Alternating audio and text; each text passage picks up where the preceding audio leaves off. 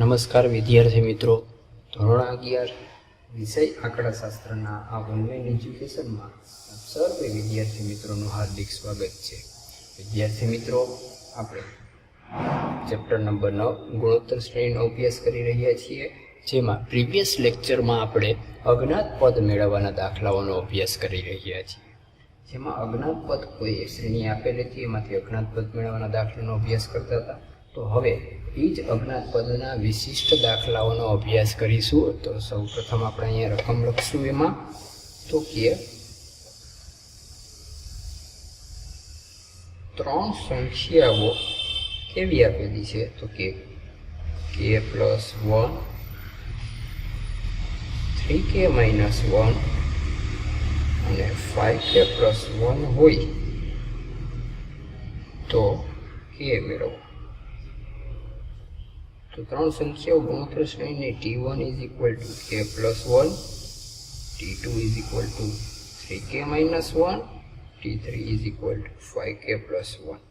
આના ઉપરથી આપણે k મેળવવો છે. તો આપણે પ્રીવિયસ લેક્ચરમાં જે સૂત્ર ઉપયોગ કરતા t1/t2, t3/t2, આવી રીતે t1/t2/t1, t3/t2, t2 3k - 1, t1 k + 1, t3 5k + 1, t2 3k - 1.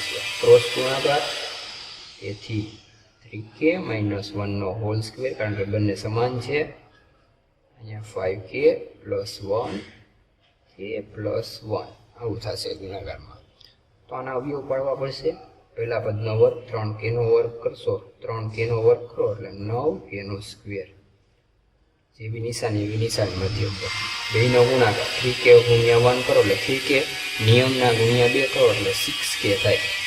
છેલ્લું પદ પ્લસ બીજા પદનો વર્ગ 1 નો વર્ગ 1. બંનેનો ગુણાકાર કરવો પડશે. 5k × k કરો એટલે 5k નો સ્ક્વેર, પ્લસ 5k + 1 કરો ગુણાકાર એટલે 5k. 1 નો બંને હારે ગુણાકાર 1k થશે, અને 1 × 1 એટલે 1. સરવાળા બાદબાકી કરી નાખીએ તો 9k નો સ્ક્વેર - 6k + 1 = 5k નો વર્ગ, 5 ને 1 6 એટલે 6k + 1.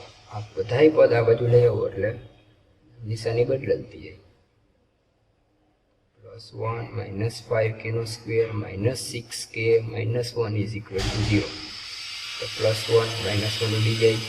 સરવાળા બાદબાકી 9 માંથી 5 જાય એટલે 4k નો સ્ક્વેર. 6 ને 6 12 - 12k = 0. આ પ્લસ છે, ઓલી બાજુ જઈ તો આ માઇનસ છે, ઓલી બાજુ જઈ તો પ્લસ. 4k નો સ્ક્વેર = 12k. 4 × k = 12k આવું કરી શકું. તો 4k ગુણાકારમાં બાજુ આવે તો ભાગાકારમાં, તો k = 12k ના છેદમાં 4k. k ઉડી જાય, 4 તેરીને 12, તેથી k = 3. આમ k = 3 મળે. આટલી રીતે તમે દાખલાને ગણી શકો છો વિદ્યાર્થી.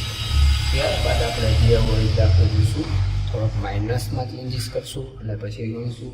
થોડાક દાખલાઓ તમને પણ હોમવર્કમાં આપશું વિદ્યાર્થી મિત્રો, જેથી કરીને દાખલાની શું રહે, તમને પ્રેક્ટિસ થાય. તો એક દાખલો હું ગણું છું, એક દાખલો છે એ તમારે ગણવાનો રહેશે વિદ્યાર્થી મિત્રો. તો નેક્સ્ટ એક દાખલો આ રીતે ગણીએ. પહેલાં જોઈ લઈ બેનો ક્રોસ ગુણાકાર એટલે સ્ક્વેર. આ બંનેનો ગુણાકાર, પ્રથમ પદનો વર્ગ 9k જેવી નિશાની, બંનેનો ગુણાકાર 3k, નિયમના ગુણ્યા 2 એટલે 6k, છેલ્લું પદ પ્લસ એટલે પ્લસનો વર્ગ 1. અંદરો અંદર ગુણાકાર એટલે આવું. સરવાળા બાદબાકી કરો એટલે 5 ને 1 6, 5 + 1 એટલે 6.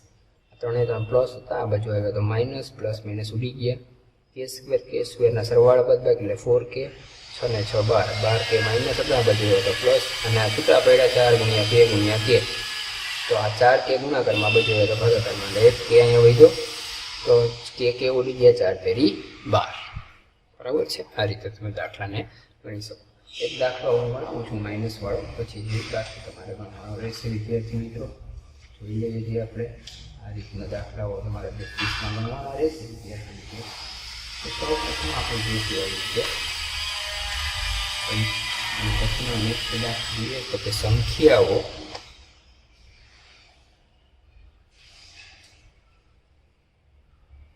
k + 4 k - 2 k - 4 ગુણોત્તર શ્રેણીમાં હોય તો k મેળવો.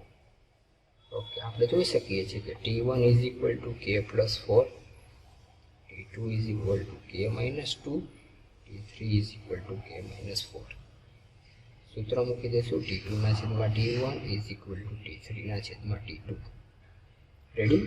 તો હવે t2 ની કિંમત તો છે જ k - 2, t1 k + 4, t3 k - 4, t2 છે k - 2. ક્રોસ ગુણાકાર k - 2 k - 2 એટલે k - 2 નો હોલ સ્ક્વેર = k - 4 k + 4. આટલું થઈ જાય વિદ્યાર્થી મિત્રો. અવયવ પાડશું k નો સ્ક્વેર એટલે k સ્ક્વેર માઇનસ 2 નો ગુણાકાર 2k, નિયમના ગુણ્યા 2 એટલે 4k થશે, છેલ્લું પદ પ્લસ 2 નો વર્ગ 4, ગુણાકાર k ગુણ્યા k એટલે k નો સ્ક્વેર, k ગુણ્યા 4 એટલે 4k, 4 ગુણ્યા k એટલે minus 4k, minus plus minus minus minus plus થઈ જાય તો અહીંયા -4 4 16, પ્લસ માઇનસ શું થઈ ગયા? ઉડી ગયા.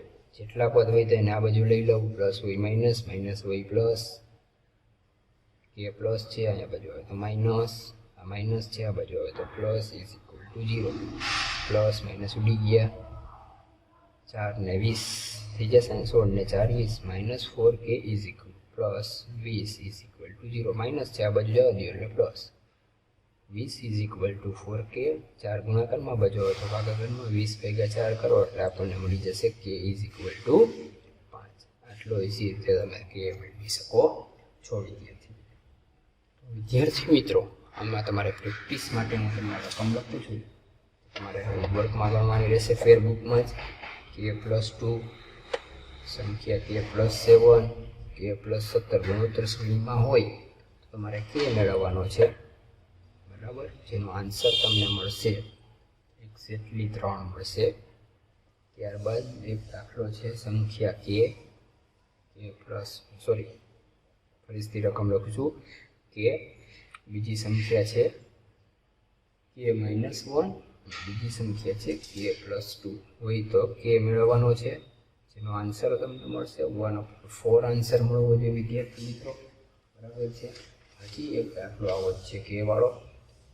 તો k + 4 સંખ્યા, 4k - 2 સંખ્યા, 7k + 1 સંખ્યા, તો k મેળવવાનો છે, જેમાં k નો આન્સર તમને મળવો જોઈએ 5. આ 5 મળશે, બરાબર છે? તો વિદ્યાર્થી મિત્રો આ રીતે તમારે પ્રેક્ટિસમાં દાખલા ગણવાના છે. નેક્સ્ટ મળશું ત્યારે આપણે નવી જ રીત નંબર 2 તરફ આગળ વધીશું. તબ તક કે લીએ જય હિન્દ, જય ભારત, જય ગરવી ગુજરાત વિદ્યાર્થી મિત્રો.